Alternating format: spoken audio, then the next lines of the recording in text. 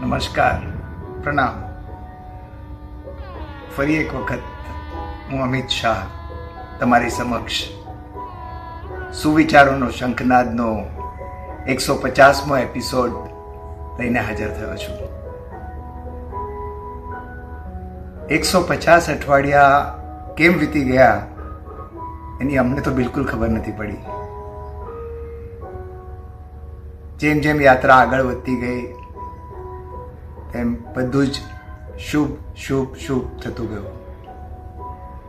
અને આજે આ 150મો એપિસોડ તમારી સમક્ષ રજૂ કરતા અત્યંત આનંદ અને હર્ષની લાગણી અનુભવી રહ્યા છીએ. સાથે અમારા શ્રોતાજનો પણ એટલા જ હર્ષિત છે. નવીનભાઈનો આ પ્રયાસ લગભગ 2023માં મહાવીર જન્મ કલ્યાણકના દિવસે થયો. આમાં ગુરુદેવનો સાથ સહકાર, એમનું માર્ગદર્શન, તે સિવાય જ્ઞાની અને પંડિતજનોના સુવિચારો અમને હંમેશા મળતા રહ્યા અને એનું સરસ મજાનું સંકલન કરીને તમારી સામે દર શનિવારે પ્રસ્તુત થવાનો સુંદર મજાનો મોકો મળ્યો. આશા છે કે આવી રીતે જ અમને સાથ સહકાર આપતા રહેશો અને અમે અલગ અલગ શુભ વિચારો લઈને પ્રસ્તુત થતા રહીશું. ધન્યવાદ.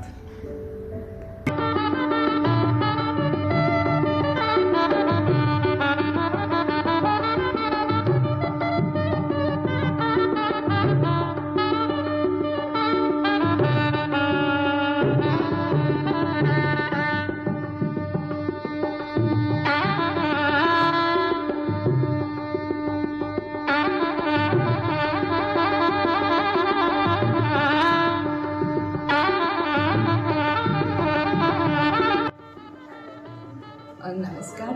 It is a very good collection by Shri Naveen sir and by Shri Amit sir, and I am happy that I'm also a part of the team. I must say that everybody please watch the channel and try to inculcate everything into your life and be happy. Thank you. बहुत अच्छा inspiration है. सबसे पहले तो चाचा ने जो 2 किताबें वो पूरी मैंने पढ़ी, बहुत ही सुंदर. और अभी ऑडियो ये जो मीडिया का हम लोग यूज़ कर रहे हैं, बहुत लाखों लोगों तक हम पहुँचेंगे. ये एक जीवन जीने की कला है. बहुत छोटी छोटी बातें मगर अपने जीवन में बहुत मायने रखती है. मैंने बहुत बार ये सुना, मगर ये आज जो देखा और ऐसे लाइव लगा और इतना अच्छा है अपने पास, ये मुझे मालूम ही नहीं था. और बहुत अच्छा लगा सुन के, मन को शांति मिलती है. बहुत अच्छा, वेरी थॉट प्रोवोकेटिव. मीडिया का बहुत अच्छा यूज़, काफ़ी लोगों तक बहुत इजीली पहुंचेगा. Inspirational, very inspirational. Arvindbhai Dahodwala એમની જ્યેષ્ઠ ઉંમરમાં પણ ખૂબ જ સુંદર લેખનનું કાર્ય કરી રહ્યા છીએ અને લગભગ શરૂઆતથી જ સુવિચારોના શંખનાદ સાથે જોડાયેલા છે. દરેક એપિસોડમાં એમનો રિવ્યૂ ચોક્કસ અમને મળ્યો છે. તો આજે અરવિંદભાઈ એમનું મનોગત આપણી સમક્ષ રજૂ કરી રહ્યા છે. તો ચાલો સાંભળીએ અરવિંદભાઈને. વોટ્સએપની દુનિયામાં કટ અને ડિલીટના સમયમાં સુવિચાર સંસ્કારનો શંખનાદ ગુંજતો કરી સુવાક્યનો સાગર દ્વારા નિયમિત એપિસોડ 150 સુધી ડગલા ભરીને જનકલ્યાણની અમૂલ્ય સેવા કરી રહ્યા છો. ત્રિપુટી વૃંદને જય જિનેન્દ્ર, ખૂબ ખૂબ અભિનંદન. સૌનું સારું ઈચ્છવું એ પણ ભજન છે. ત્રિપુટી વૃંદે સુવાક્યના સાગર દ્વારા આ વાક્યો કૃતાર્થ કર્યા છે. ઓછું વાંચો પણ ઉત્તમ વાંચો. વાંચન સમાજના સંસ્કારોની ગંગોત્રી.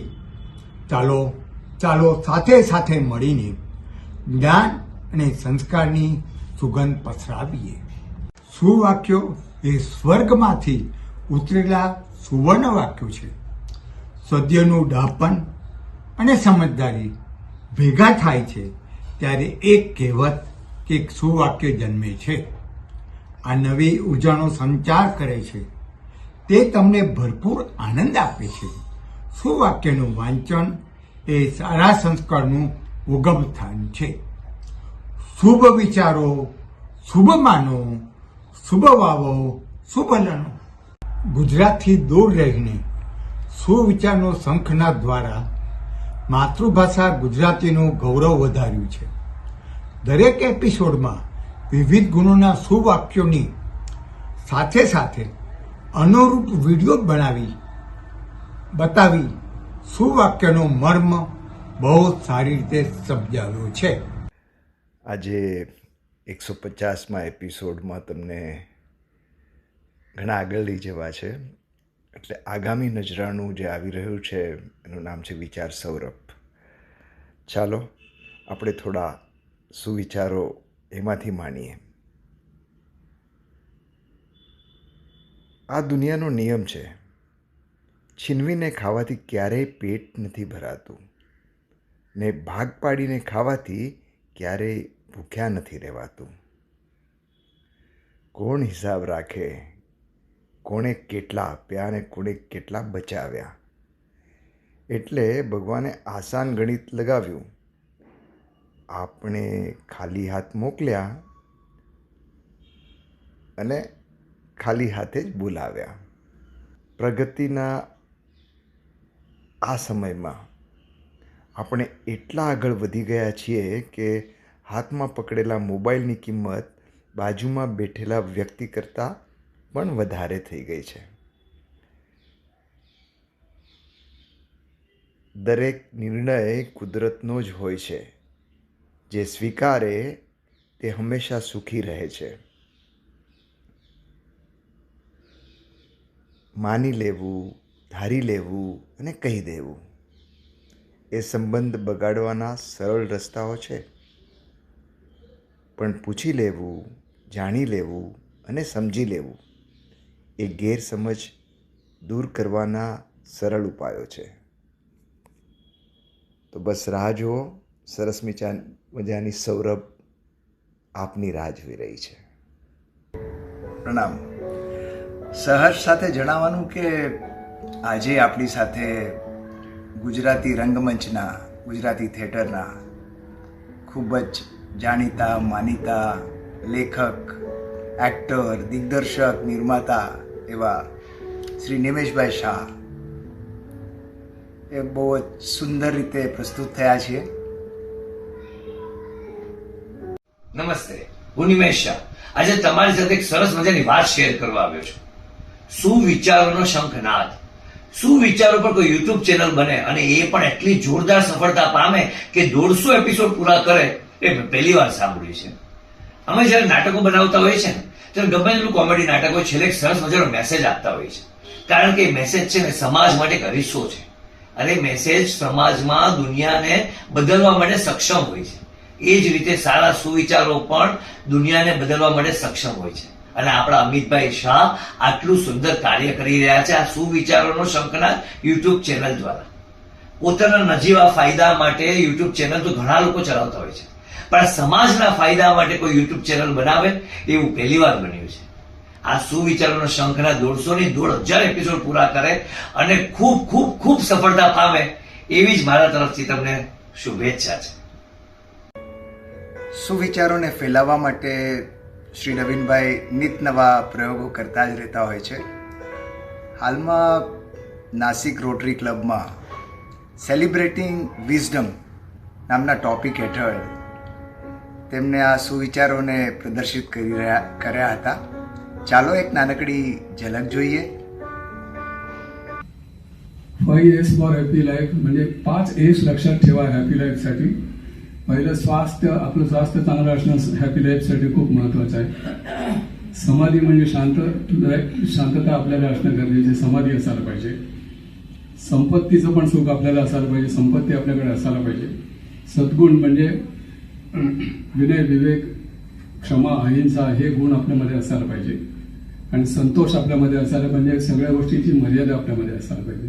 हे कसं मिळवायचं हे पण अध्यात्मामध्ये दिलेलं आहे बघा. स्वास्थ्य चांगलं पाहिजे असेल तुम्हाला तर जीव हिंसा कधी करू नका. समाधी चांगली जर पाहिजे असेल तर खोटं बोलू नका. संपत्तीचं सुख पाहिजे असेल ना तर कधी चोरीचा पैसा घरात येऊ नका. सद्गुण तुम्हाला पाहिजे असतील, तुम्हाला चांगले सगळे सद्गुण मिळवायचे असतील ना तर अध्यात्म म्हणतं ब्रह्मचर्य पाळायचा प्रयत्न करा.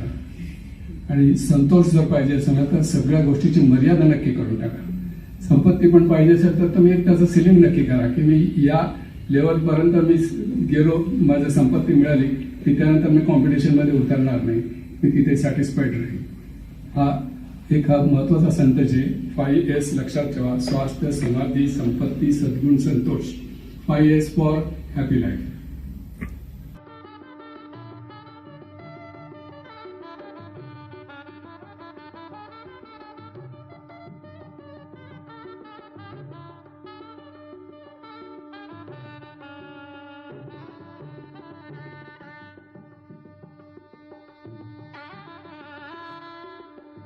સુવિચારોના શંખનાદના ચાહક એવા શ્રીમતી માલાબેન, જે નાસિકના એક ઇન્ડસ્ટ્રીયાલિસ્ટ પણ છે.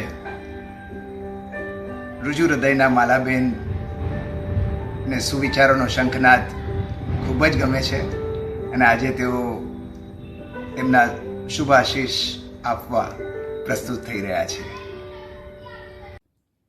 જય જિનેન્દ્ર. અવિરત વહેતો આ સુવિચારોનો શંખનાદ આદરણીય નવીનભાઈ દ્વારા દર અઠવાડિયે વહેતો એક ત્રિવેણી સંગમ જેવો પવિત્ર છે. એમાંથી નાના બાળકોને ધાર્મિક પ્રેરણા એમના સરળ શબ્દોમાં, યુવાનોને ધર્મનિષ્ઠા અને શૌર્ય, વળી વડીલોને ધર્મ ભક્તિના ભાવ થકી માર્ગદર્શન આપે છે. અવિરત વહેતા આ નિર્મળ જળમાં સૌને પ્રભાવિત કરી જીવન પંથનો સાચો માર્ગ દર્શાવે છે. જીવન સાગરમાં દીવાદાંડી સમાન આ વિચારોને શત પ્રણામ અને માનનીય નવીનભાઈને એમની આ યાત્રામાં મહાવીર પ્રભુના આશીર્વાદ મળે એ જ પ્રાર્થના.